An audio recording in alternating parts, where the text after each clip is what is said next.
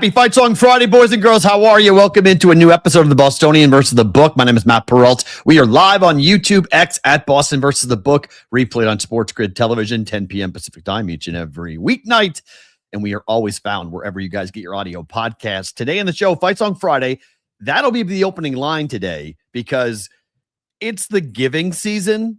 And so we haven't actually done one of these before, but I'm going to give you picks on every game happening, big game, happening on Saturday and Sunday. I got an Army-Navy play, and I've got a pick for every game in the NFL on Sunday. We'll recap what happened last night because I'm still not over what the Bucs did and how bad that went and how badly my ticket position now is for the Bucs to win the AFC South. And their backs are firmly against the wall. And Todd Bowles lost his mind in the post-game press conference last night. And I don't blame him for what happened, for what his team looked like, and the overall performance of the Bucs, up by 14 points in the fourth quarter. And they couldn't stop a 3rd and 28 or a 4th and 14 to win that football game. That's his calling card. Todd Bowles is a defensive-minded head coach. How do you not stop an offense that was working really well against the Bucs defense? I'll give you that. Kyle Pitts was playing really well. Bijan Robinson had a huge game. Forget about Drake London. That offense looked like the dream spot. And why wasn't Kirk Cousins playing all year? I think that is a very fair question to ask about why Michael Penix was the starting quarterback for that franchise when you had Kirk Cousins there, a veteran, a leader, experienced. I like Kirk Cousins personally. I don't like Kirk Cousins as a player, but personally, I think the guy's a really solid stand-up individual that is a leader, and you needed that. I mean, the Falcons eliminated. That game meant nothing to Atlanta. It meant everything to Tampa. And now they are behind the Panthers, who play at the Saints. More on that game, because that number, interesting.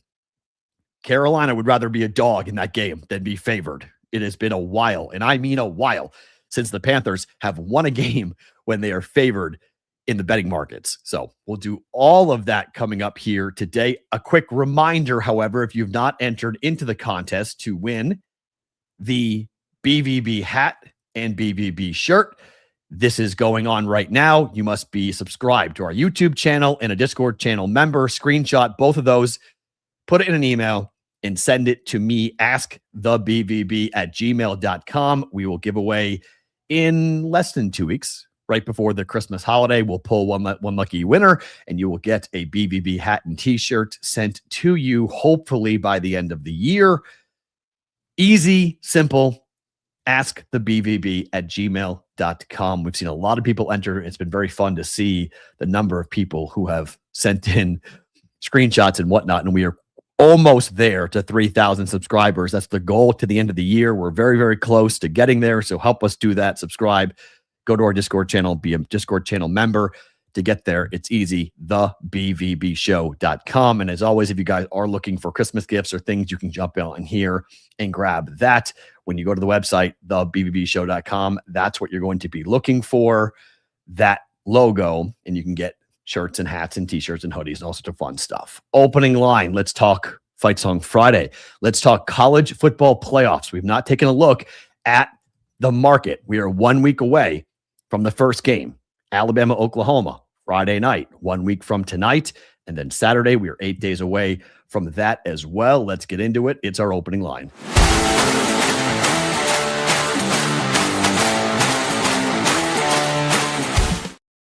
All right, opening line for us. Let's take a look at the CFP. And just in case you've been under a rock and you haven't had a chance to take a look at the bracket as to who is playing whom for the college football playoff championship, here's your bracket. All right. Friday night, Oklahoma will host Alabama in the 8-9 game. A&M will host Miami in the 7-10 game. The 5-12 matchup will put Oregon against JMU, and Ole Miss without Lane Kiffin will play up against Tulane. The Wave get in. The Wave, I've seen a bunch of people talk about the Wave. Green Wave might have something going on here for Ole Miss, given all the distractions and issues that have been going on campus at Ole Miss in the wake of what happened here with Lane Kiffin going to LSU. It is a Fight Song Friday, so let's break down each game. Army-Navy's going to be broken down here. Don't get all mad at me. We got Army-Navy, don't worry, but a Fight Song Friday.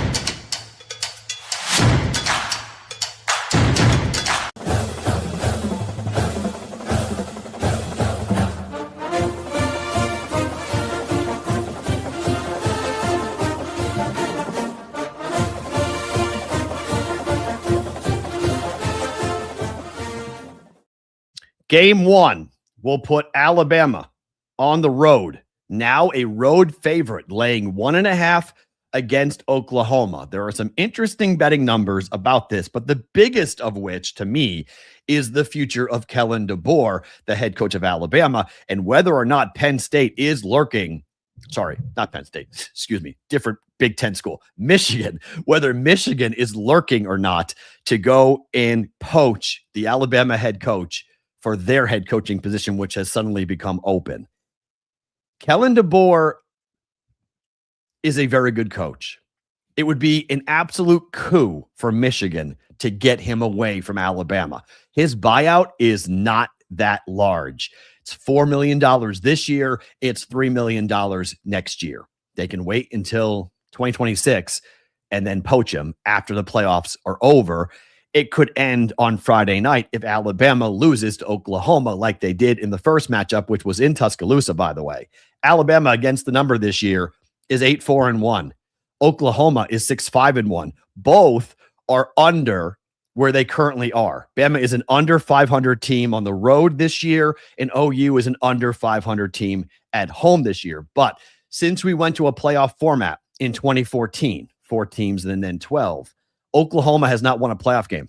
They're 0-4 straight up in the playoffs. So does that mean Bama gets after it? I don't know. Bama was a 6.5-point home favorite in the first matchup. They lost by 2. Alabama has been in the CFP in 9 of the 12 years since we replaced the BCS title system. So Alabama's been a regular here, and Bama should be pretty confident and pretty comfortable going on the road to take on OU. But my question is, does Alabama have the ability to move the ball against Oklahoma's defense, which has been tremendous at home? And you're giving Brent Venables a long time to prep here for this football game, and you're going to have a rocking environment in Norman, Oklahoma. I mean, I think this is going to be a really big issue here, in my opinion, a really big issue for Bama up against an Oklahoma defense. And the offense with Mateer, his hand should be fine by now. Like, he's been battling, but this time off should be gigantic for a guy that halfway into the year was the Heisman Trophy odds-on favorite. I don't think Bama wins this game. I think this year is going to end. I think you're going to see a win here for Oklahoma. I want to watch this number as to how the number goes and how many points I can get for Oklahoma. But I think you go ahead and grab onto plus whatever you can grab onto for Oklahoma as we approach this game. I got a home dog and a team that's never won a playoff game. Alabama, with all the distractions going on with the Crimson Tide. I mean, this is, they're not sending their band. One of my friends, his daughter is a senior and she's in the band. They're not being sent. Bama is not sending their full band to this game. To give you an idea of what Alabama thinks about this game, they're not sending their band, which is really unusual. It's a playoff game. So even Alabama's like, I don't know if we're going to win this thing. And it could be a quick one and done for us here with the way this year has gone. I like Oklahoma. I do. I think Oklahoma's going to win the game. I think Alabama's going to be a quick one and done here in the playoffs. And that could open the door potentially. That could open the door potentially for Michigan to swoop in and to take Kellen DeBoer and hire him away from the Crimson Tide. Because if he loses this game, there will be people, figuratively, but maybe not, waiting for him on his front doorstep, asking for explanations as to how in the hell they lost to Oklahoma 2 times in the same season. Because this is a program that Alabama expects to dominate. They are historic programs. They both have tremendous football tradition, and Alabama expects to win this game. Their fans expect to win this game. And if Kellen DeBoer loses this game, I would not be surprised if he decides to take his ball and go elsewhere to go coach at Michigan. I don't think Michigan should be overly ecstatic, but he is a very good coach. He is a very good coach. And coaching in Alabama is only for a certain type of personality. And I don't know if that matches with a guy who is most of his experience. I know he's got some ties to the South, but most of his experience came from the Pacific Northwest. Much like the Big Ten, they love their football, but it's in a proper place. They put football where it should be. In the South, it's all there is. And it's unhealthy. It's not natural, but it makes for what it is. An obsession that is unbelievable to be a part of and a little bit scary to join if you aren't used to it. Just saying. I'll be very curious to see how this plays out. First blush, first pick, I'm taking the home dog.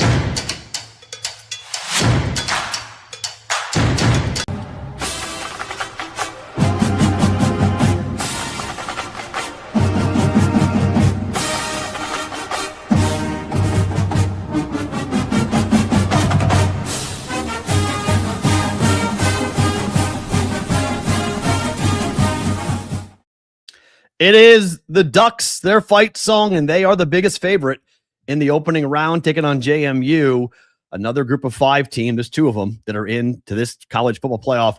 Oregon laying 21.5 points here. And what we saw last year, this might get ugly in a hurry. And I don't mean to be disrespectful to JMU, but James Madison is over their head here.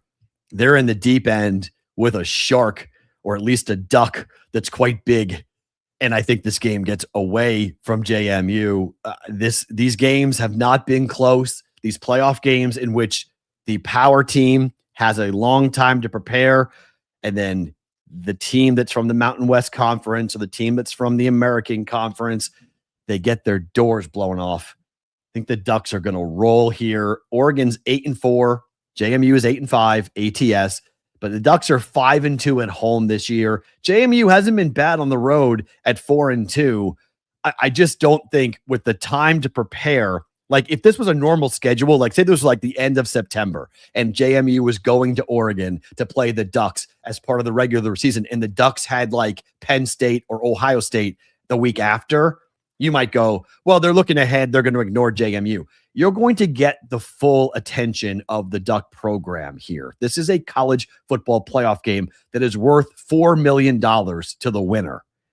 You do not overlook JMU. You do not, expect to win against JMU. If you're Dan Lanning, you have a chance to get your team. And really by halftime, this game should be over. Like this game, you should be thinking about resting your starters in the fourth quarter for this football game.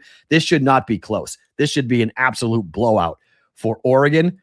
I think it will be an absolute blowout for Oregon. I don't give JMU much of a shot, but I think it's going to be an absolute explosive offensive day for this Ducks offense and the defense.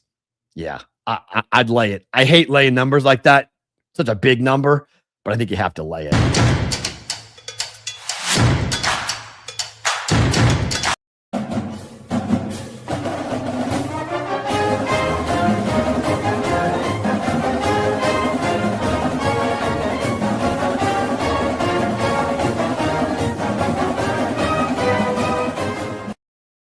Fight song for Miami. They are the 10 seed and the team that has all the pressure on them, in my opinion, against Texas A&M. This is, everyone's going to be watching this game. Like everyone's going to be seeing, is Miami going to fall on their face? Will Miami fall down and embarrass themselves after getting in and allowing Irish fans to do the whole like MMA thing, to go, well, look, like what do you want?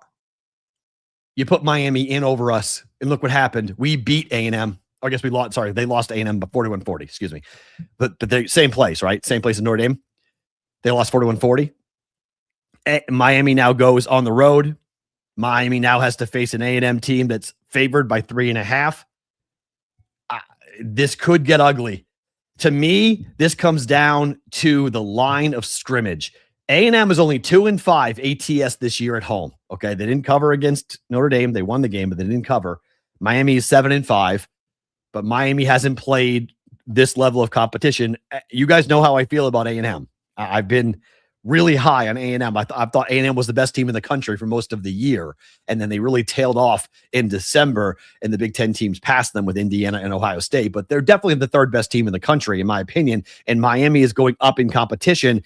If they lose the line of scrimmage, this game is over. Miami has to play. I think this game is, if Miami wins this game, it's a dead under. Okay. 51.5 is a really high number. If this game approaches 51.5, it's a blowout, and A&M is running away with this game, and it's an absolute laugher. Okay.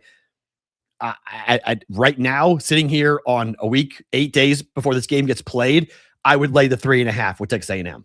I like Miami a lot. I do. I like Mario Cristobal, kind of.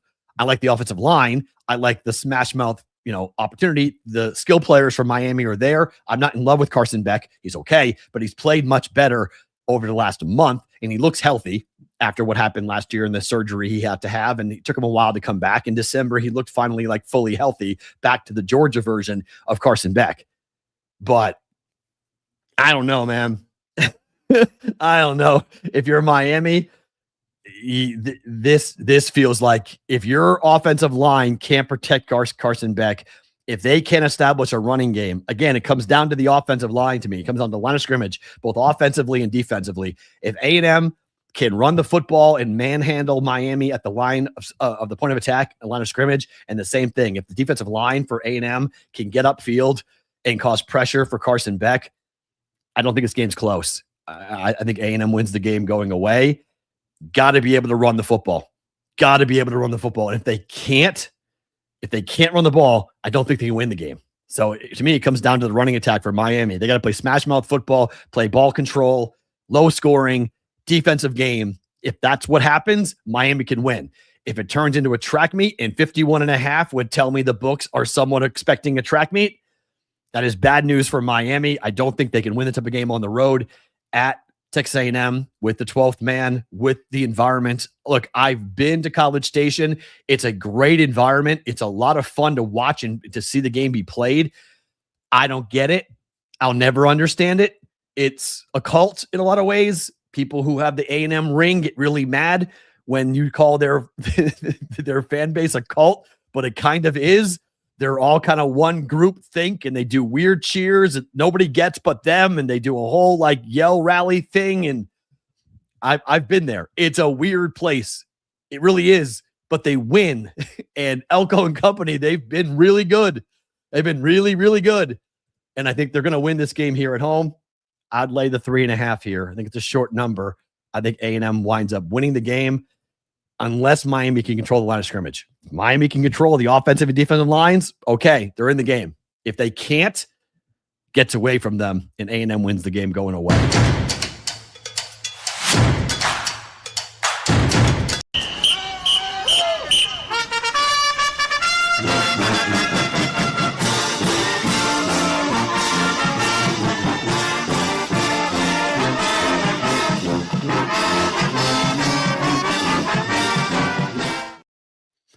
It's the fight song for the Green Wave and Tulane. They are on the road at Ole Miss as the 11 seed. They get a team that I think we have to, at least at this moment, acknowledge that their entire lives have been dismantled and blown apart football-wise with Lane Kiffin's departure. What do these kids care if they're all going to leave about Ole Miss in a playoff game? Like, what is the level? And I don't care who is now the head coach, and he was the recruiting coordinator, and so he knows all the kids, and I don't care about any of that. You don't have Lane Kiffin. You don't have his offensive mind, and you don't have his preparation for the biggest game of the year against a Tulane team that's better than people think. Tulane, I don't think they win this game, but I am not going to be surprised at all if Tulane goes with their 6-1 ATS record up against Ole Miss, who is 5-3 at home against the number. But Tulane is in this game. The Tulane has a chance. We've been waiting for this ish. We have been waiting for a college football Cinderella for a long time. We have never had it. We've had the college football Cinderella, so the college basketball Cinderella all the time. We've never had it. And it was always the dream that if we somehow got it, that Tulane would beat Ole Miss, and then Tulane would go and play Georgia and maybe beat Georgia. Just saying, it's not impossible, okay?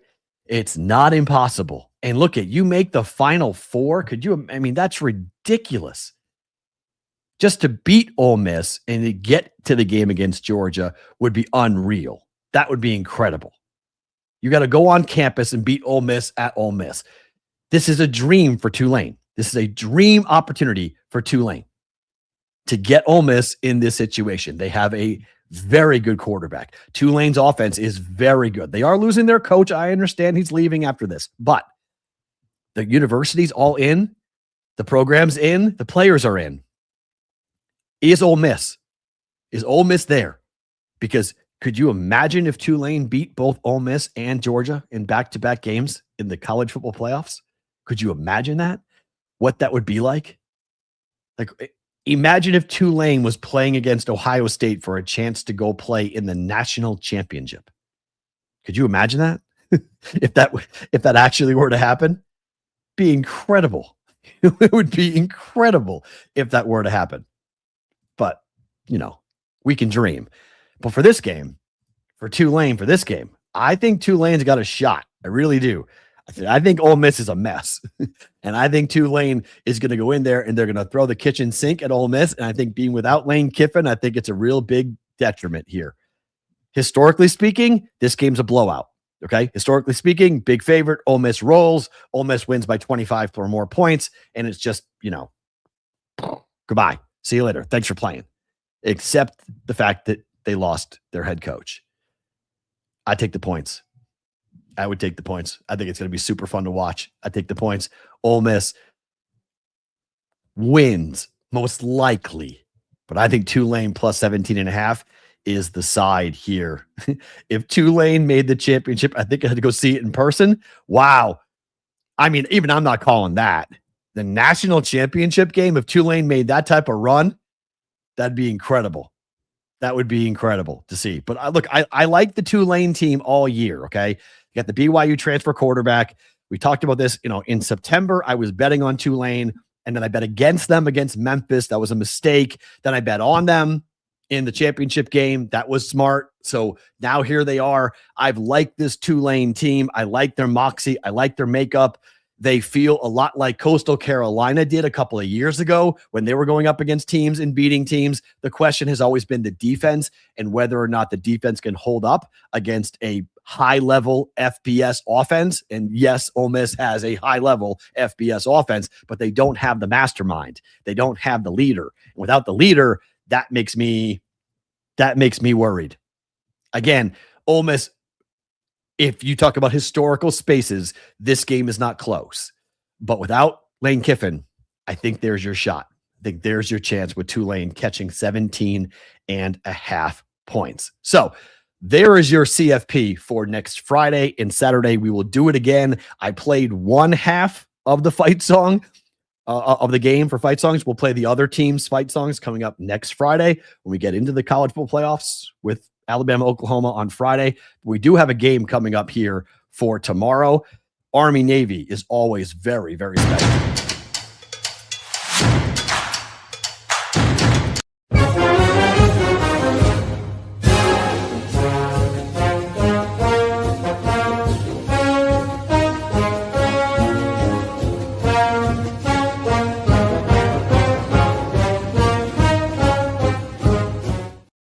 It is Army Navy. It is a game I have gone to. I went to it in Philadelphia. Navy is a big favorite. Everyone's laying 6.5 with Navy. The total is 38.5 or 38, depending on where you're going to look. This game has just been an under bet, and the professionals are betting over. This is wild. When you look at it, everyone says bet the under. until this game now has been bet too much to the under and the overs. These offenses have been better than people remember. The offenses have changed for Navy and Army. They throw the ball a lot more than what they normally do. I don't know if I'm going to play it, to be completely frank. I don't know if I'm going to bet the under in this game because Navy is 8-3 to the over. 8-3 to the over. They're 5-1 at home. They're 3-2 on the road. Army's last 2 games have gone over. Army has scored 27 and 25 points the last 2 weeks. If Army scores 25 points, that game is going way over 38 because Navy is going to score 20. Navy team total might be the best bet for this game tomorrow, and just lay the 6.5 and forget the total, because professionals are going to the window thinking there is tons of value here with the over because the number is too low. The public has caught wind of this, but they haven't adjusted to the offensive changes that have happened for Navy. And so Navy wins and the game goes over, or Army wins and the game goes under. I'm going to admit, this is a hard game to bet. This is a hard game to get a solid read on because of the interest in the total. You normally don't see a college football game that has this much interest in the total. Normally people are just like, forget it. Don't worry about it. That's, it's whatever. It's a college football game. The numbers don't matter. Well, the number matters here. It is a super sharp number. Like, it's going to fall somewhere around 38, 36, 41 points. It's going to be somewhere in that range. So I don't know. I do think people are betting the over. I do think the pros are betting the over, and the public's going to run to the window and bet the under. And you may want to wait. I mean, you might get 37.5. You might get 36.5. You might, depending on what happens over the next 24 hours in the betting markets. But I lean to the over. I mean, I think the professionals are telling us something here in terms of Army's defense. And again, I think the best bet might be just the team total for Navy. Bet the over for the team total for Navy, but 38 is so low. Yeah, I mean, right on it, 21-17, Zach. So it lands on it. Ish is our team total specialist. 21.5. I think you can bet it.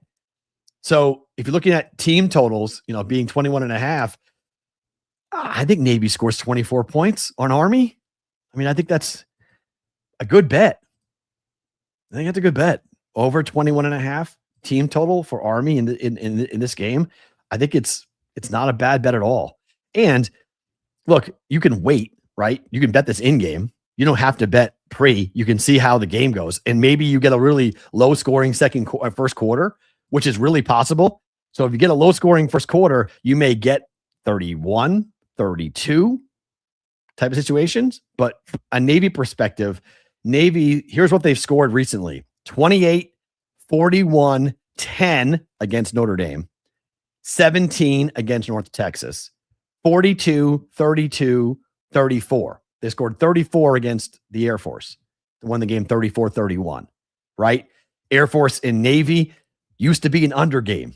Now Air Force and Navy is 34-31. Army and Navy used to be an under game. Well, now Army is 6-5, and Army has scored 27, 25, 14, 20, 17, 24, and 31 going back to the beginning of October. Just saying, be careful. I'm just saying, be careful with this game. This is not as easy of a bet as it used to be. It used to just be bet the under, kick your heels up. It's, a 10-7 game, and it's an easy under. These teams don't play that way anymore. Okay. That's it. Brooke, this is the question I used to ask Dave all the time. This doesn't make any sense. If the team total is 21.5 and the Army number is 16.5, why is the spread 6.5? It's an awesome question. The answer that I've always been given is it's different markets. They're not correlated. They're not correlated. Doesn't make much sense though, right? If team total goes over 21.5 for Navy and they score 24, and Army goes under and they score 14, Army they covered. So that's the problem. These numbers aren't correlated. They should be. Logic would tell you that they should be correlated, but they are not correlated. Just FYI. So that's why. I'd bet the over, but I think the best play is to wait and bet it in game and wait for the first couple of drives and see if you can get like a 34, a 33 for an in-game total and then bet the over. I do think the game goes over, but I think I'll wait and do it pregame and bet over 33 for Army Navy once the game is underway. Because I do think the first quarter may get off to a slow start because it generally does with the anxiety, the hype, the energy of both players.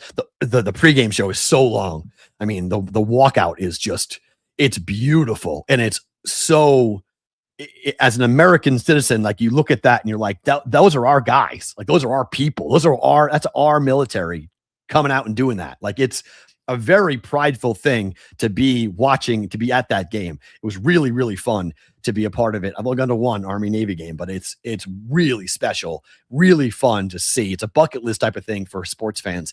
And so a low scoring first quarter is very possible just given the hoopla around the game.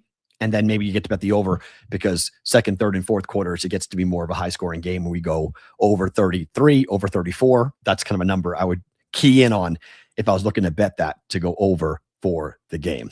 Let's talk about last night.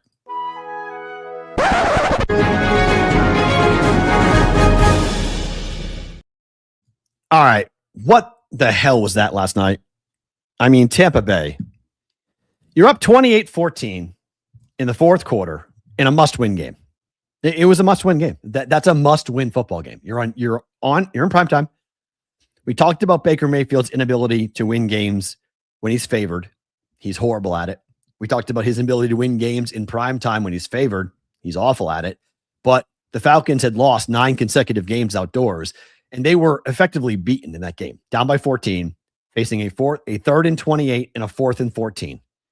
And somehow they forgot that Kyle Pitts is really good because they couldn't cover him to save their lives. Forget about Drake London. That's the Kyle Pitts that the Falcons thought they were drafting 3 years ago. Like that's the guy, that's the changing of the position, right? We thought he was going to change the tight end position because he was the size of a tight end, but he ran routes in college like a wide receiver. He had 3 touchdowns last night. Like, where did that come from? Bijan Robinson is an unbelievable player. He can run the ball. He can catch the ball. He was awesome. I bet the under on his receptions. He doubled it. It was a horrible bet. That was the worst bet of the night. Well, I don't know. Celtics laying 8.5 may have been worse. They lost by 16 points. That may have been worse. Milwaukee killed Boston. But it was just a bad night all around for me betting wise. But man alive, after the game, head coach Todd Bowles was absolutely furious at his team. And rightfully so. He is a defensive-minded head coach. The reason why he has the job in Tampa is because he is a defensive coach. And he was furious. Question: what do you tell them, the team, in the locker room after a game like this?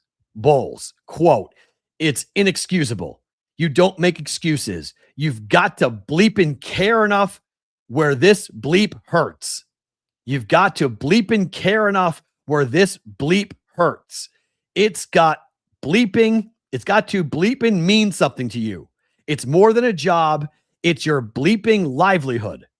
How well do you know your job? How well can you do your job? Well, you can't sugarcoat this bleep. It was bleeping inexcusable, and there's no bleeping answer for it. No excuse for it. That's what you tell them in the locker room. Look in the bleeping mirror."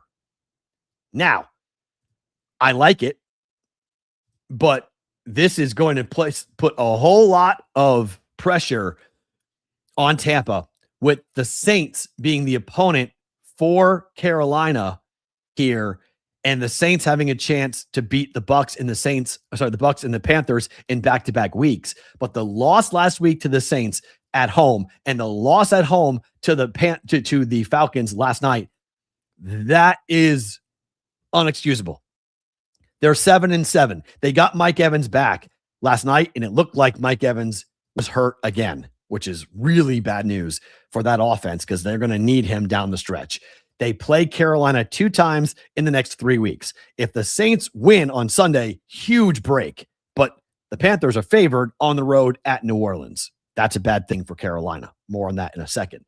But man alive, Baker Mayfield is playing with a bad shoulder. Every throw is high. If you watch that game, watch how often Baker Mayfield is missing high. He can't drive the ball. He cannot turn to put that shoulder, to tuck that shoulder and to drive the football. He can't do it. He's playing on drugs and adrenaline. He may have a bum knee too because he can't move in the pocket. He normally is pretty quick. Watch how he lumbers getting away from a defensive lineman. That's not the typical Baker Mayfield that we normally see, who can get out, who can move and be slippery in the pocket to get himself free. He can't do that. He can't move. So Baker is playing hurt, which he's a warrior. I love Baker Mayfield, but my God, his defense let him down in such a big way. Now, he also threw that pick in the fourth quarter that was 100% on him. That was a bad read, a bad throw. You're up 28-20 and you throw that pick, but your defense was able to hold and it was 28-26. And you have a 3rd and 28 and a 4th and 14. You're at home. You must make that play. That has to result in a punt, or a turnover and downs, rather. That has to result in the game being over. You cannot give the Falcons that chance to kick a game-winning field goal by converting a 4th and 14. That's what would make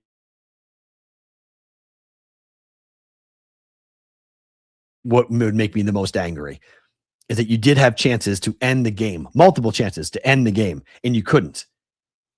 How in the world did the fumbles that hit the ground in the fourth quarter not be recovered? 2 of them not be recovered by the Bucs.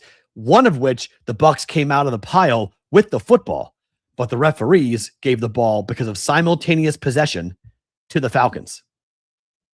Like what? Like timeout. What? Huh?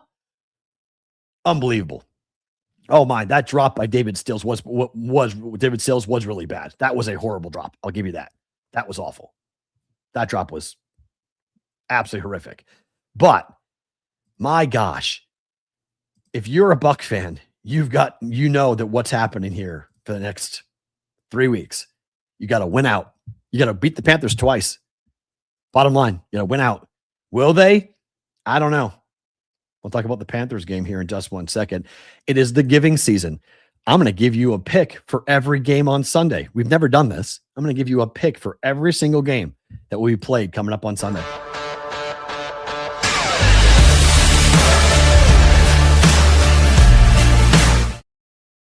Just the Pick is being brought to you by Betting Pros' prop bet cheat sheet for this Sunday. You guys can go and check out the prop bet cheat sheets and find different lines on different books, on different props for the NFL. Download the Betting Pros app or head over to bettingpros.com/props to compare lines with their daily prop projections for the prop bet cheat sheet brought to you by Betting Pros. All right, let's go through it.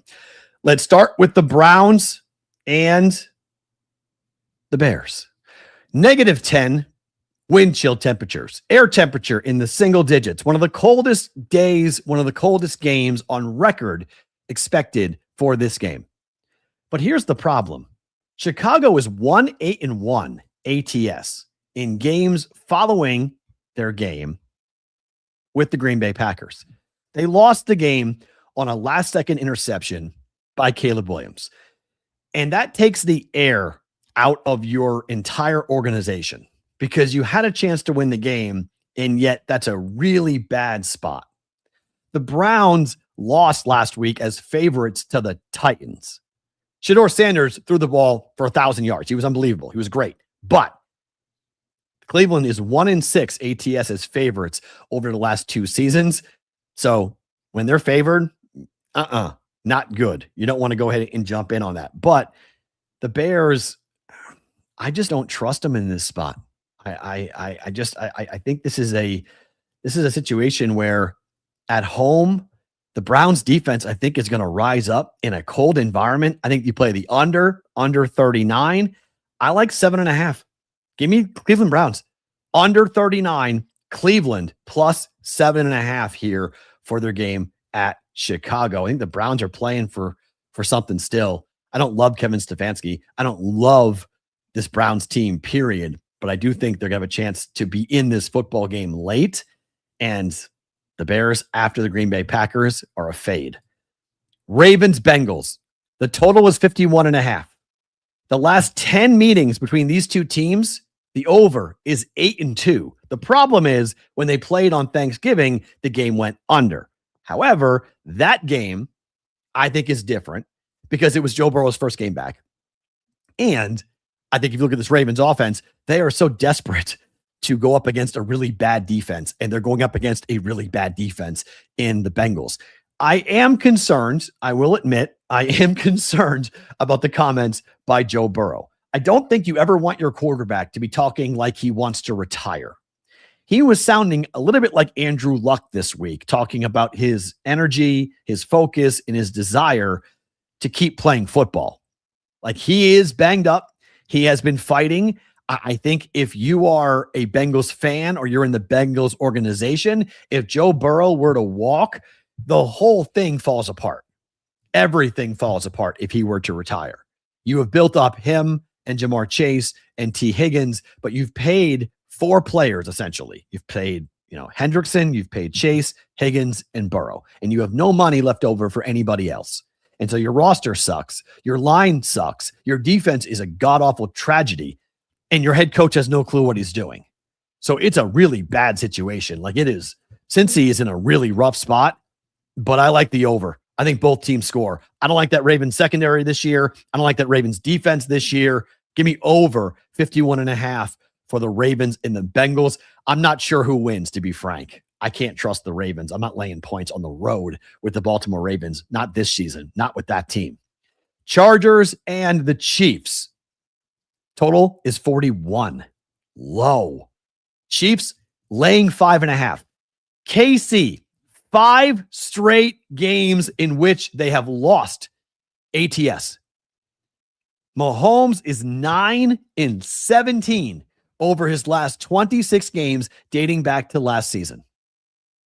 How are they laying 5.5 points? I don't understand this at all. Like, this makes no sense to me. I don't care about Herbert's hand.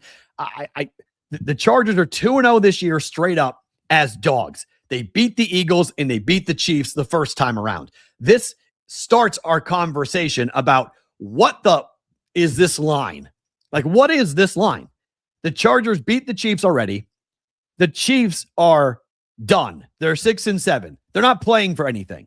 I don't care how many quotes you give me with Mahomes talking about, when we make this run, it's going to be an incredible story. Patrick, you're not making the playoffs, dude. Sorry. Ain't happening. Chargers are making the playoffs. I think KC loses this game. I think the Chargers walk into Arrowhead and win the game. But give me the 5.5. I don't get this. This is Harbaugh. This is bulletin board. This is exactly what you want, right? One team going one way.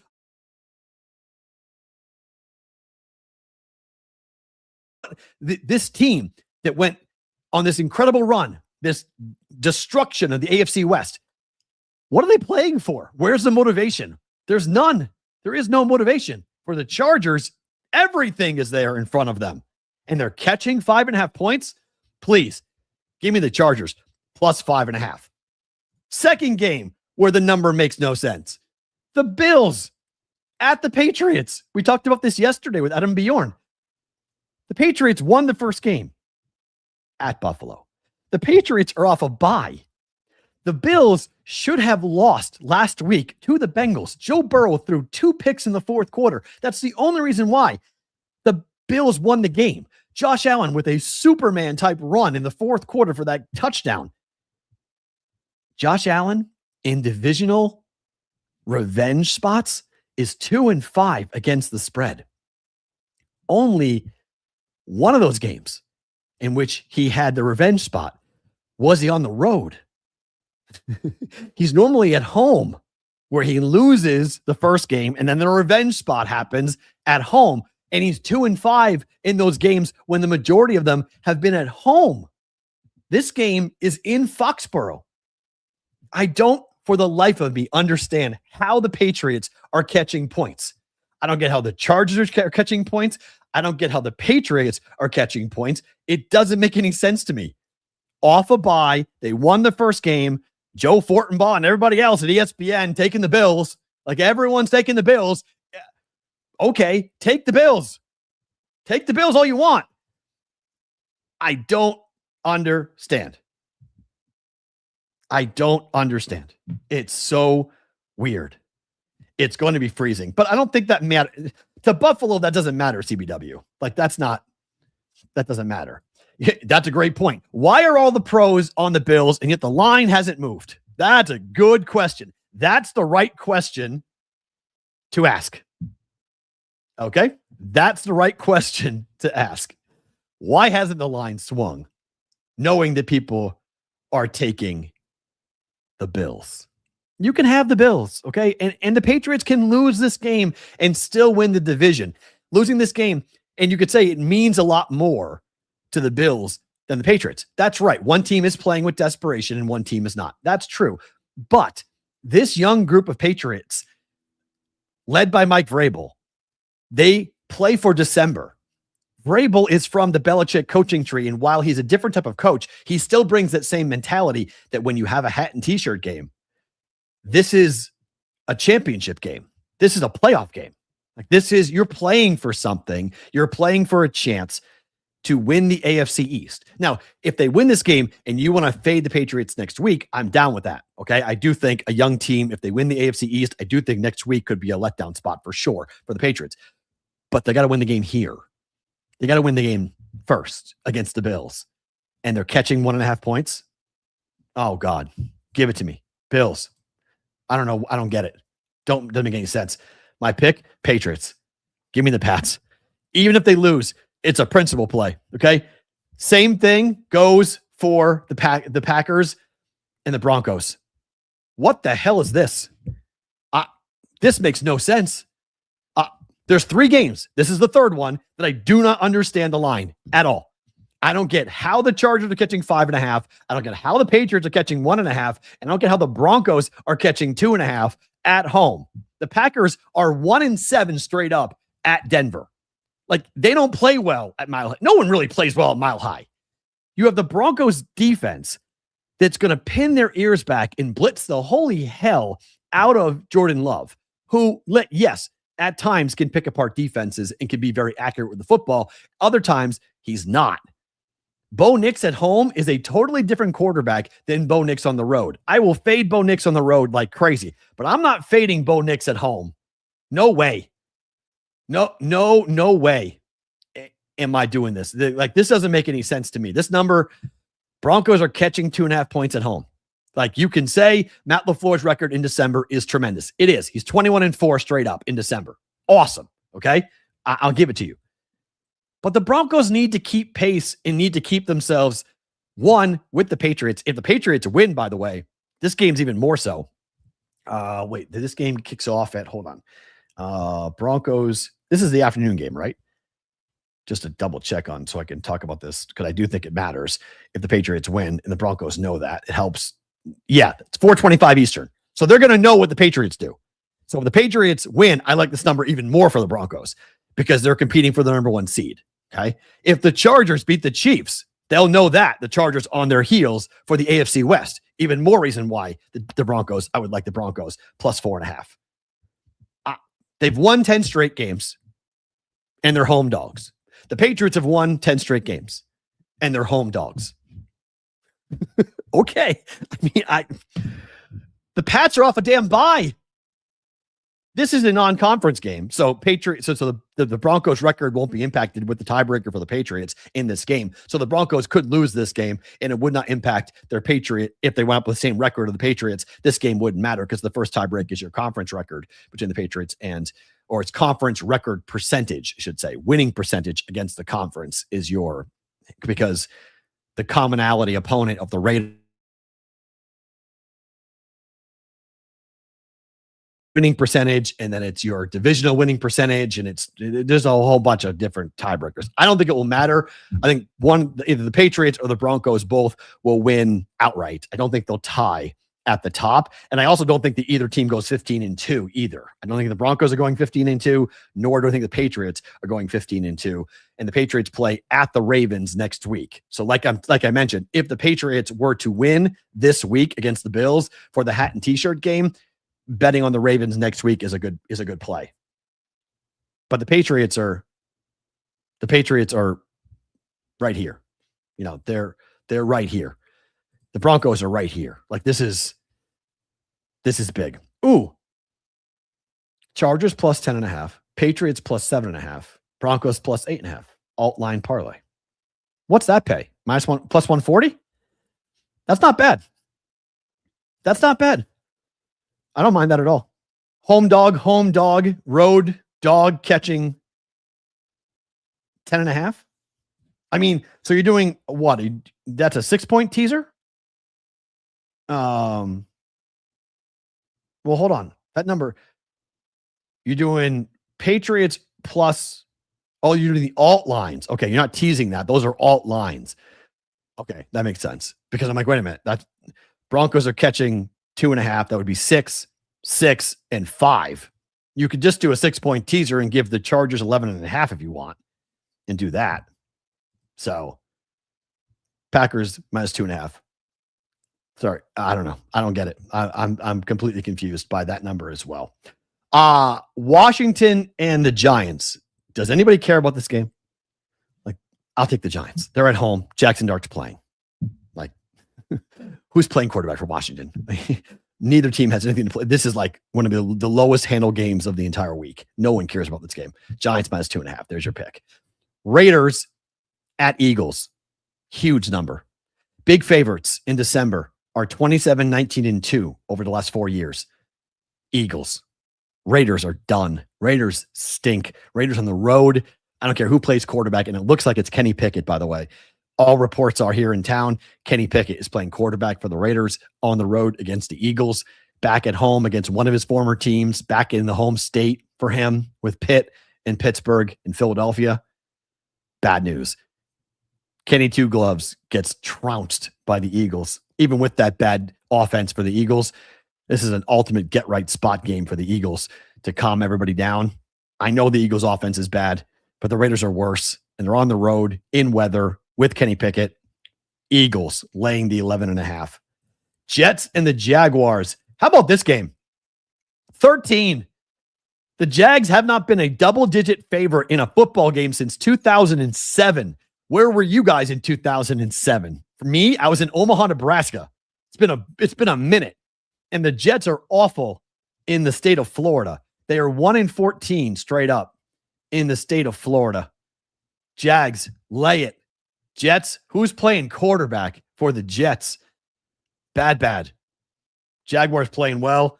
Jaguars roll here. I know it's a little scary, but Jaguars roll. I like Trevor Lawrence in this spot. I like their offense in this spot. Jaguars to lay it. Cardinals at the Texans. Another huge number. This is the biggest home number in the history of CJ Stroud as the quarterback of the Texans. The total is 42.5. Houston is 10-3 to the under. Cards are 2-4 to the over. So it's 4-2 to the under on the road. Only play in this game is the under. Neither offense does anything. The Cardinals defense, I think, is good enough to keep them somewhat in the football game. Under 42.5 for the Cardinals and the Texans. And finally, right, that's the last game. Yep, last game. Oh, no, sorry. 2 more games. Sorry. 2 more. Oh, 3 more games. Sorry, 3 more games. Panthers at the Saints. How about this number? The Panthers haven't covered as a favorite in the NFL since September of 2021. They've been favored 11 times over that period, and they're 0-11 straight up in those games. Straight up. The dog is winning outright. Bet the Saints. At home, divisional game. Tyler Shook and company just went on the road and beat the Bucs. They're going to be at home. They're going to beat the Panthers. They're going to do me a solid. I need the Saints to win this game, given what has happened here with my Tampa Bay bet. Need the Saints. This is maybe a bit of a prayer and a hope that the Saints win this game, but that number is good enough with the Panthers not covering. It's good enough here. I'll take the Saints plus 2.5 at home against the Panthers, but hopefully that's an outright win here for the Saints. I need them to win the game on the money line. Titans and the 49ers, another gigantic number. Titans catching 12.5 from San Francisco, but the Niners are bad at home, ATS. They're bad off of a bye. They're 1-5 against a team under 500 when they come off a bye. They're 1-5 ATS under Kyle Shanahan. That is not good. Hold your nose and take the Titans. I think they're playing for something. They beat the Browns outright last week. I think this Titans team is actually playing to get better for next season. I think Cam Ward and company, I think the 49ers win the game, but I'm not laying 12.5 points with San Francisco. No way. Give me the Titans. I want the Titans to come in here. Oh, there's more games than I thought. I forgot to scroll down. Okay, sorry. Colts at the Seahawks. By all accounts, he's playing. Grandpa is playing. He's dressing. Will he start? Most likely. Phillip Rivers will be the starting quarterback for the Colts against the Saints. Sorry, against the Seahawks. Sam Darnold is 11-0 straight up and 9-2 as a favorite of 6 points or more. This Seahawks defense is going to be ferocious. The last home game for Seattle, they blanked the Vikings 26-0. I think we're in for another similar game here. I don't think the Colts are going to score. I'll lay it with the Seahawks. Seattle minus 13.5 up against the Colts and Phillip Rivers. That game for a 13.5 point number, a lot of eyeballs are going to be on that game. Vikings at the Cowboys. Numbers 5.5. The total is 47.5. Dallas is 9-4 to the over this season. However, their team total is 11-2. We've been betting it. Keep betting it. Dallas team total over 27.5 against the Vikings. They better win the game because if they want any shot, they got to win out, and the Eagles have to lose 2 games. They're not losing to the Raiders. They might lose at Washington, and they might lose to the Bills. Those are your 2 best chances if you are a Cowboy fan hoping for a miracle for them to win the division and to get into the playoffs. That's the only way the Cowboys are making the playoffs. They cannot be a wild card team given what the other records are. So they must, and that loss last week was brutal.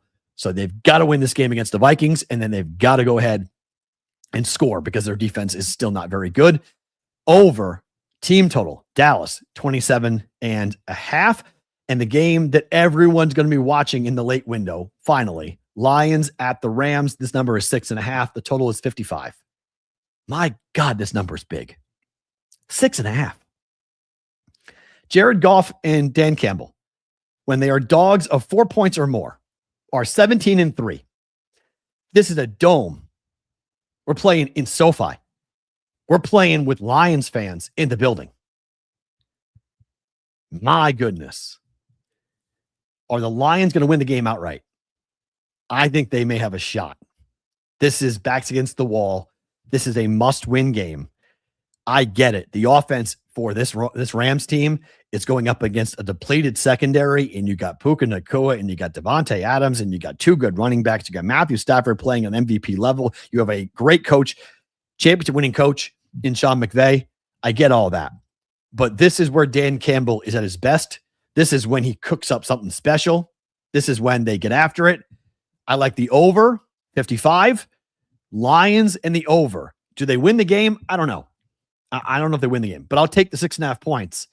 I like the Lions plus 6.5. I like Jared Goff and Dan Campbell to keep this game close. Shootout in LA. Fun game going back and forth. Offenses rule. Defenses don't. We're going over 55, but I'll take the points too. Yeah, I'm going over 55. Ricone says it screams under. I don't know. I don't think either team can do that. I don't think either team. Are you talking about the Denver game? Rocks and stone fight can't be Lions Rams. I don't think that's going to happen with a rock and stone fight for those 2 teams. That's no. Those are offenses. Those offenses are going to score. I like the over. I like the Lions at plus 6.5. So that was fun. We'll do that the rest of the season because I think it's cool to be able to do that, to run through everything, every game, make picks and plays for every game here on a Fight Song Friday. If you're watching on the replay on Sports Grid, thank you for watching. We appreciate it. Have a phenomenal weekend. We're back on Monday to recap everything. If you guys are with us live, stick around. Don't move. Bonus time starts now.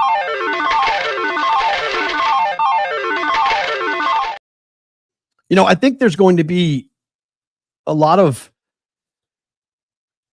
scoreboard watching this weekend. And I think this is one of the weekends where I think you can get into it. And I think you can lay some pretty big numbers. 6.5 is gone at every book. It's 6 now. Okay. It was 6.5 before the game, Henry. Thank you for the update.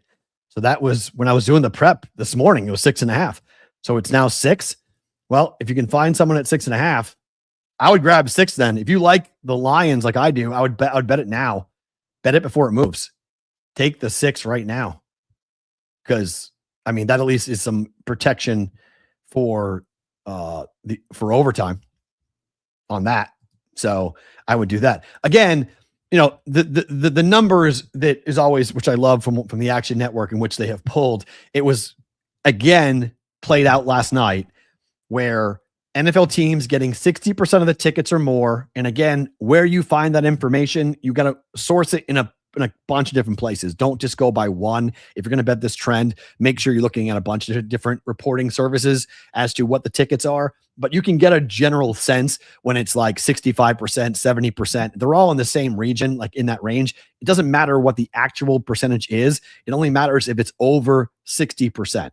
Get over 60% tickets on one side, and the favorite is hitting at just 37% of the time, or the team that's being bet is only hitting 37% of the time, favorite or dog. That is awful.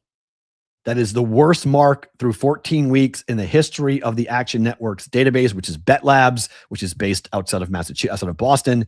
And I think it's now in Swampscott, Massachusetts. I think that's right, for where Bet Labs is based. I've been there. I've been to their office.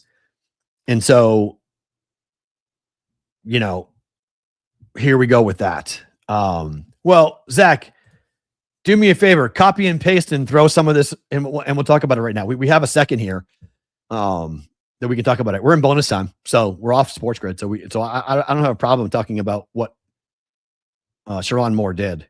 We can, if you can pull quickly as to what we're talking about. Let me see if I can see some of the stuff here. If there's anything I can pull up for the show. Because he was arraigned this morning in court. Did they let him out, or is he still in, or do they put him back? Let me see. Sorry doing this on the air, but this is, I want to, because we're going to the weekend break, I would hold it for tomorrow, but there is no show tomorrow. And by Monday, this story is going to be kind of boring. It's going to be pretty much, you know, we will have all moved on with that. He got, the stalking situation.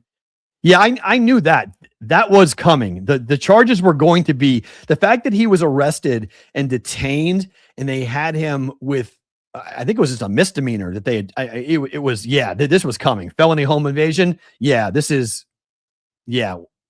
was what was going to happen. He got convicted already. Wait. Hold on. You can't get, he didn't get convicted yet. How's that possible? You can't get convicted ahead of time. Okay, let's think. Thank you. Okay.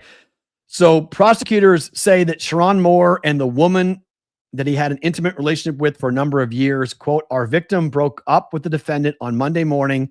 She presented herself to the school and corroborated the fact that they had a relationship. Right. She said that Sharon Moore went to the woman's house, grabbed a butter knife and kitchen scissors, and threatened to kill himself, threatened her that my blood is in your hands. So he went nuts. He went crazy. But I mean, look, we're all adults in here, right? If we're all adults in here, you all know what, and have known a guy who has gone off the deep end, either with an affair or with a side chick or with something, right? He grabbed several butter knives, according to prosecutors. The kitchen scissors could have done some damage. I'm not sure butter knives do anything. And began to threaten his own life. I'm going to kill myself, he said. I'm going to make you watch. My blood is on your hands. You ruined my life. Well, I mean, can we talk about this maturely for a second without you guys really getting pissed off? Because I got a couple things I want to say. And I've been talking to Amanda about this for the last 3 days. And I've been trying to talk about this on the show because it's not something we normally get into. But Can we, as a society, can we all agree that two consenting adults having an affair is a private matter?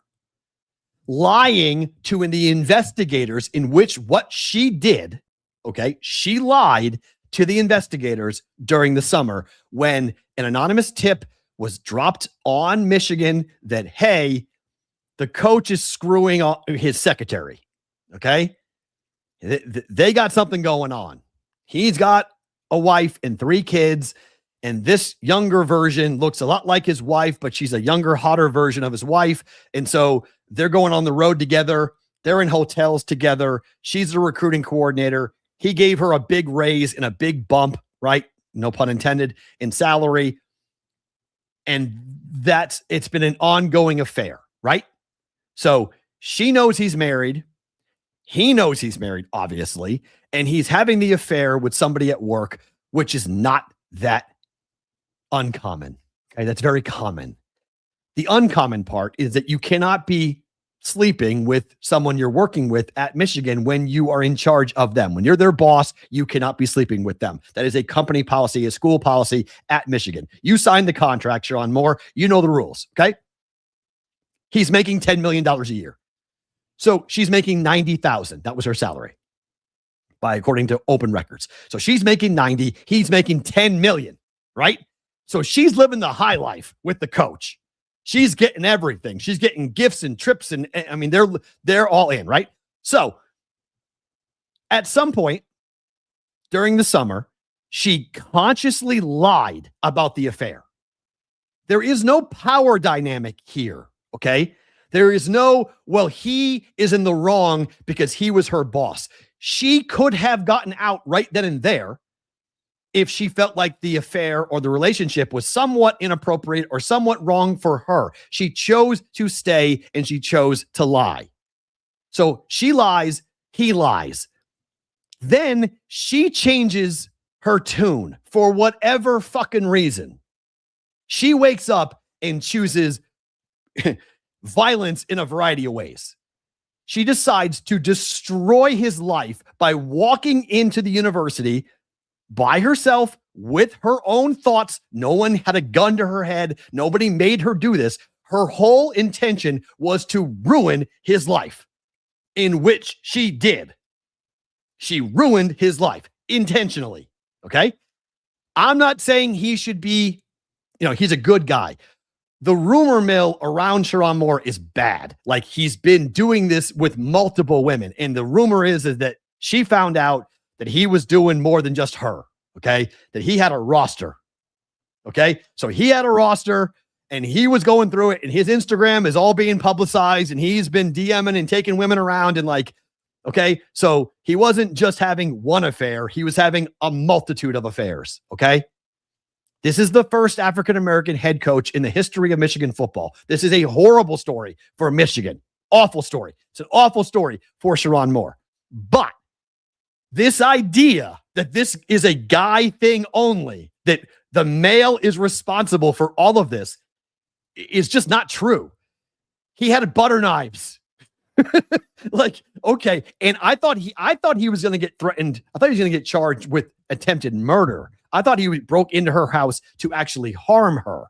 By what you guys are posting and what we are seeing now that he was going to kill himself and make her watch, which is because she chose to destroy his life. Okay? So that's why they were holding him. They were holding him because they thought he was going to kill himself. So it wasn't that they were holding him criminally. They were holding him because they thought he was a danger to himself, which by all accounts, put yourself into his shoes for just 1 second. And I'm not saying he should be excused for any of the behavior, the sex, the lying, the breaking in, the threatening, all this. It's all on Sharon Moore. He is responsible for what he did. I'm not trying to let him off the hook. This is not an Adam Schefter situation where I'm trying to explain it away. But it is remarkable to me. It is hard for me as a 48-year-old man to look at this and be like, this is two sick people who were involved. Like, don't get involved in this. Hey, 25-year-old guys, listen up for a second, okay? I don't care how hot she is. The crazy to hot ratio, be really careful. Be real careful, okay? I've been there. I can tell you. I don't care how hot she is. She can destroy your life like that, okay? In 2 seconds. I had a very attractive girl claim that she was pregnant for a month, okay? I broke up with her. She claimed she was pregnant for a month. I'm having your baby. I'm having your baby. It wasn't until my friend's wife went to her house with a pregnancy test and said, pee on a stick now, that she admitted that no, she was lying about the whole thing. She told me she was pregnant for a month, and I was 25 and she was 21. And I was like, oh my God, my life's over. I don't like this girl. I don't want to be with this girl, and she's going to have my kid. Okay. So I understand Looney Tunes. Okay. So if you're there, if you're having a relationship with somebody who's crazy, and I get it, the crazier the chick, the hotter the sex. I get that, okay? I understand that mentality that guys have. But you get your situation, you're into this situation now because she went crazy, because she is crazy. Like, you have somebody who decided to end your life, not by telling your wife, by the way, not by going to your wife and saying, I've been having sex with your husband for years, which is the normal play. That's the normal psycho. The normal psycho goes and ruins your marriage. This girl decided to ruin your career. That is a different level of psychotic. That's a different level than nuts. And I don't see anybody talking about this at the moment. I don't see anybody having a conversation about how fucked up it is that this girl walked into Michigan after lying to investigators and decided to destroy a man. And then he goes crazy because the girl, the woman, destroyed him, successfully destroyed him. It was mission annihilate Sharon Moore. And she accomplished exactly that.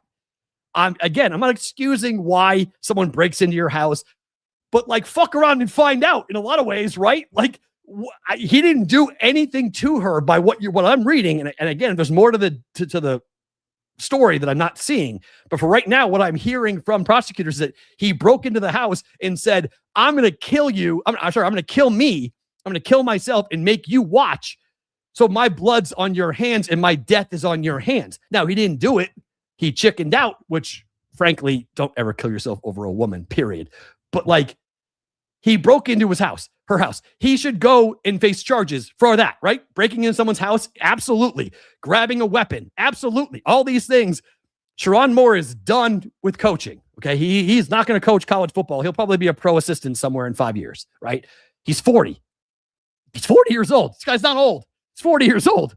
He had a long career. He was the coach of Michigan. He'll never get something that valuable ever fucking again, right? He'll never get that. But I just feel, a part of me feels for this guy. Like, a part of me is like, my God. I just feel bad for him. I do. I just look at it and I'm like, you're an idiot. Like, you're an absolute moron. And I have friends of mine who are absolute morons, and you do stupid shit, play stupid games and win stupid prizes is kind of the Taylor Swift line, right? It's true. So, but they're both to blame. And she, the 32-year-old, is insane. Like, that woman is insane. And I can't believe how many people are running to her defense and being like, my God, she just had enough. She just had enough. She just broke. What do you mean she had enough? She was fucking this guy for years, and she just chose after, again, it wasn't like the first time somebody asked her. She was asked during the summertime, are you having an affair with Sharon Moore? And she said no. If you tell the university investigators, the answer is no, unless you have actual pictures of them having sex. You can't prove it if both people are saying no and there's no evidence. So she chose to wake up 6 months later and she's like, let's go. And you just walk in and you destroy this guy. And she gets out and everyone's like singing her praises and everybody's like, oh gosh, it's all the guy in power. Who had the power? Let's honestly divulge this for a second. Who actually had the power here? I know legally Sharon Moore was her boss, right? But this girl blew him apart, destroyed his entire life, dropped a nuclear bomb on the rest of his life. He will never live this story down, ever. And it took one act. It took one conversation. That's all she had to do. He had to have known that. Sharon Moore had to have known that on some part, with some part. He had to have known that, right? And yes, Eric, her dad is a scout, high-level executive scout in the NFL. Yes. She's going to work again. She will work again. I'm telling you right now, this girl will get a job in football again. She will work. He will never work again, but she will. She will, because she's coming out like she's the victim after all this. The only victim is he broke into her house. She's the victim of a break-in. That's what she's the victim of. She's not the victim of anything else. I'm not going to hear this idea of like a power structure and it's always the men, but it's unreal. Like, women sit there and say this shit, and you wonder why men get pissed off all the time about where their place is and why guys just say, I'm not dating. I'm done. I'm not dealing with any of this shit. I'm done. Like, it's it. Because they get blamed for when two consenting adults are doing things together, and they're both choosing to have the affair, by the way. They are both responsible for having the affair. It's amazing how that just gets like, whoops, and I fell into bed with the guy. Like, you somehow, if you're a female, you somehow didn't know what you were doing.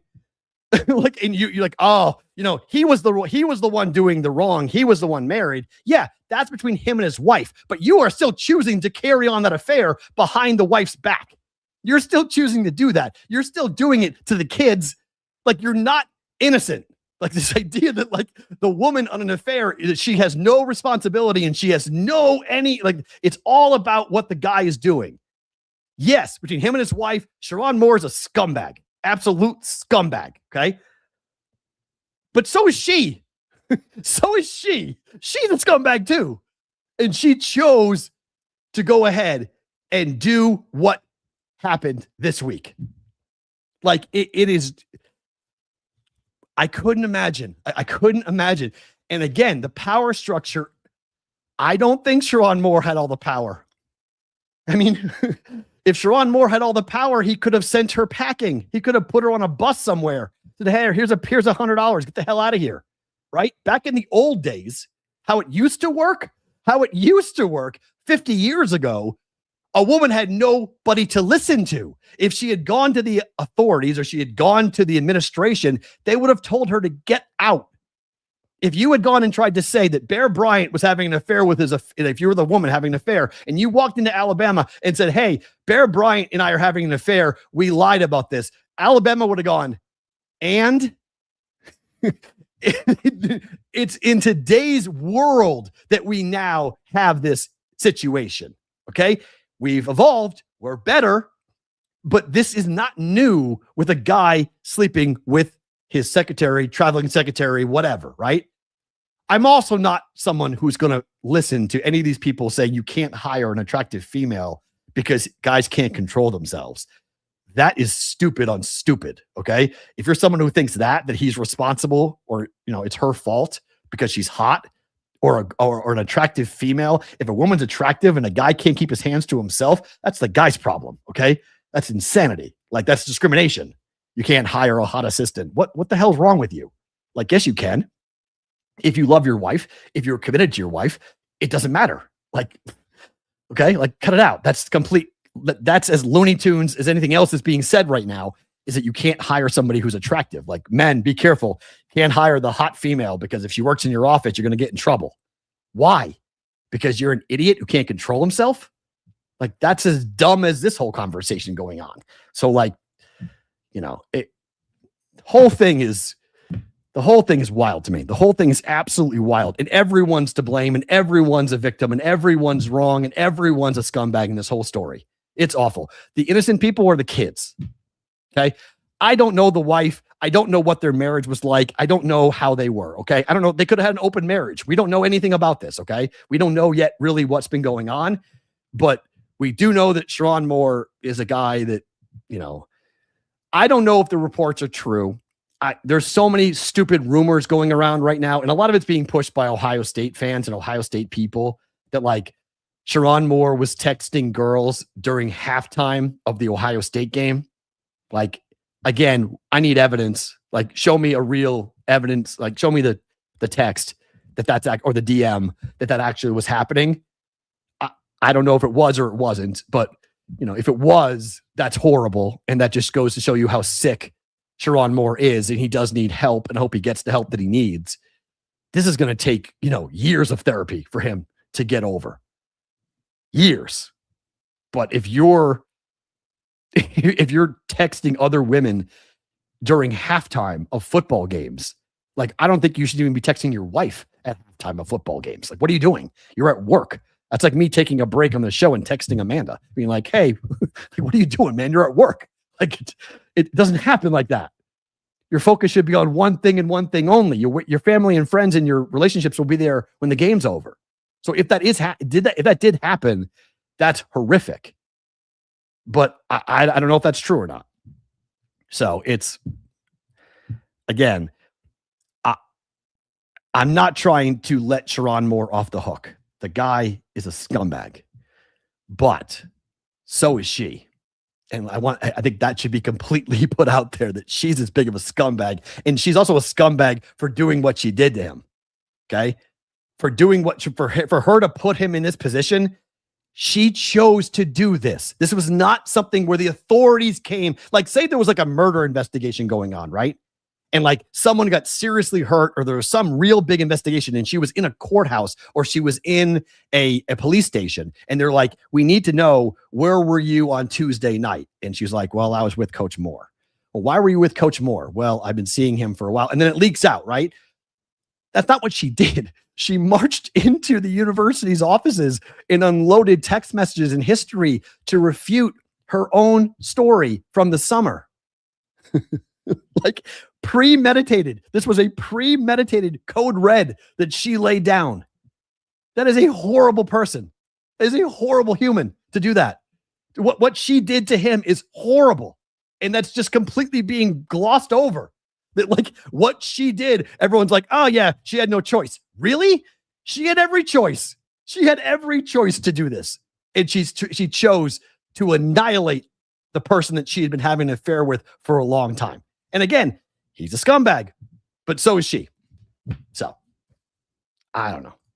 This story's not over. Story's not over. On top of the fact that who's getting the Michigan job?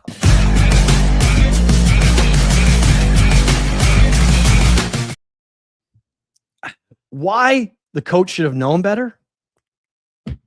Yeah, sure. Yeah, of course you should have known better. Yeah, 100%. But so shouldn't have she? Like, it takes two to tango, right? It takes two to I mean, yeah, this is the headline. She brought receipts. I love that. we brought receipts. She brought receipts. I mean, just imagine that moment if you were him, that someone calls you and says, hey, so-and-so is here, and she has shown us the text messages. And supposedly they fired Coach Moore without anybody from HR present. I don't know if that's true or not, but that was being reported by Fox last night. There could be a whole lawsuit attached to this coming down on Michigan because of improper firing, of not firing him the right way, or like, it seems like it was somewhat emotional, but the AD was really pissed off that he had been lied to all summer. And so, or did Michigan know about this for a long time and they buried it? That's the other theory. The Michigan waited till after signing day and then all this came out. Like, there's a million things.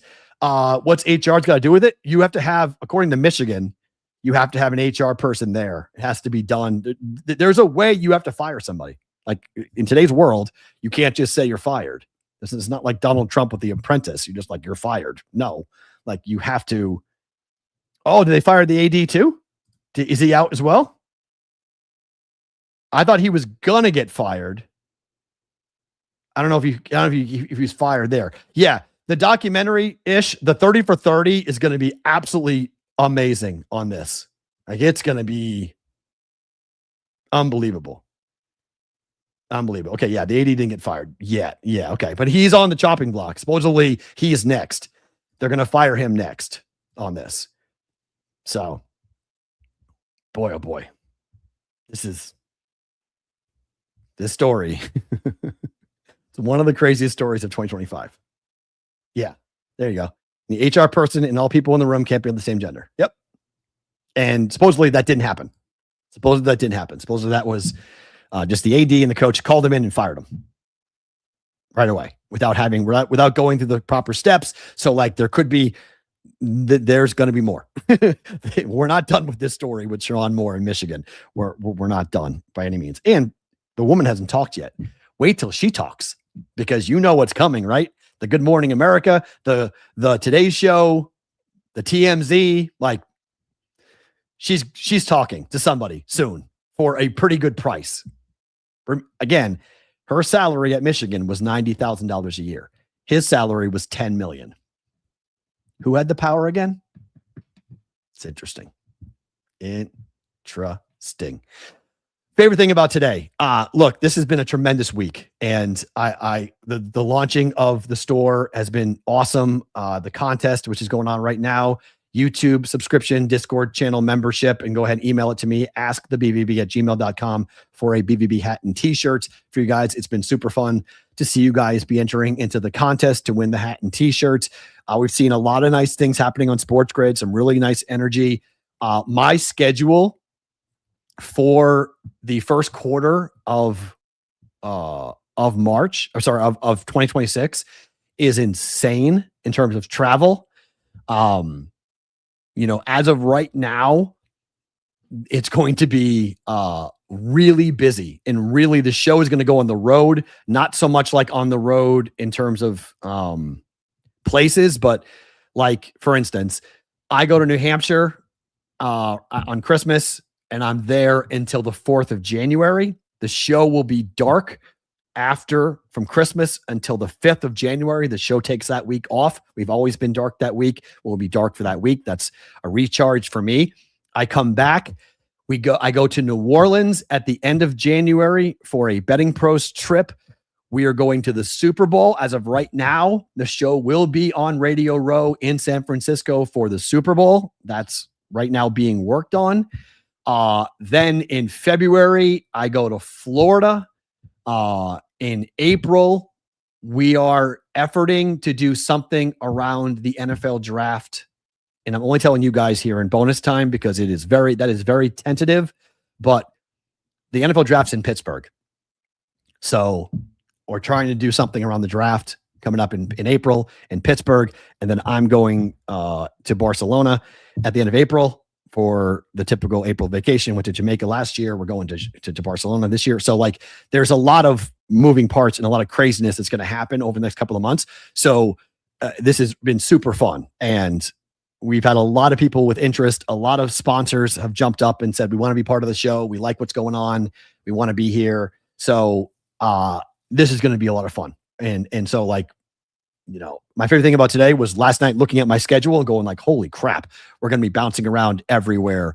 And so I don't know when I go to New Orleans, like the thing I got to figure out is like when I go to New Orleans for the Betting Pros trip, most likely the show is going to be dark, I think, but I don't know if we're capable of doing, most likely the show very well might turn into a Discord channel chat. I might be doing the whole show on Discord, and it might just be like an ask me anything type of thing. And we just like kind of go over games and shoot the shit type of thing. So, because I don't know what the internet situation is going to be like, and I don't think I can do a show fully from the hotel for down there. So the show might be off for those Thursday and Friday, which is the week in between. That's the off week for the Super Bowl. So it's not that big of a deal to take off Thursday, Friday of that week because of what happens. There's no game that weekend. It's the bye week. So, and then we come back and we go to San Francisco for the Super Bowl for hopefully 3 shows. We'll see how long with that. So, that'll be fun. So we'll see how it all plays out. Guys, have a great weekend. Thank you for being here. We appreciate it. Subscribe, like, leave a comment, tell somebody about the show, enter into the contest, go to the store, thebbbshow.com, buy a hat, buy a t-shirt. Thank you for being part of the brigade. Back on Monday for that's no. Mikey, that's an old school reference right there. We'll save that joke for next week, but that's an old school reference. Talk to you Monday for a Monday BVB.